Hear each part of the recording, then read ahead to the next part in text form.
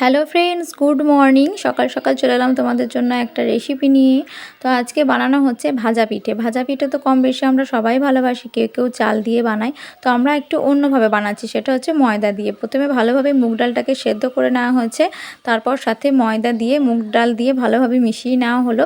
তার সঙ্গে দেওয়া হয়েছে একটু নুন, চিনি, আর সাথে দেওয়া হয়েছে একটু মৌরি দিলে সেন্টটা ভালো হয়। তারপর ভালোভাবে মিশিয়ে নিয়ে তারপর এরকমভাবে লম্বা লম্বা করে তৈরি করে নেওয়া হচ্ছে। তারপর তোমরা বাকিটা দেখতে থাকো। আর আমাদের রেসিপিটি যদি ভালো লাগে অবশ্যই আমাদের চ্যানেলটা সাবস্ক্রাইব করে দিয়ে আমাদের পাশে থেকো।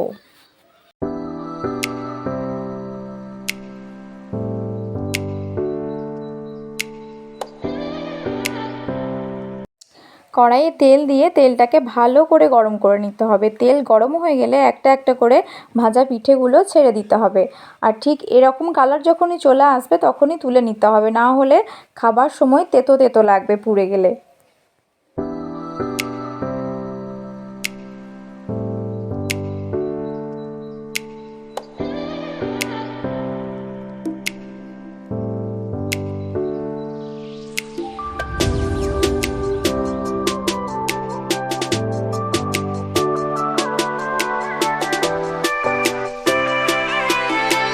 আমাদের এই মজাদার রেসিপিটি কেমন লাগলো অবশ্যই জানিও। তো চলো আজকের মতো টাটা।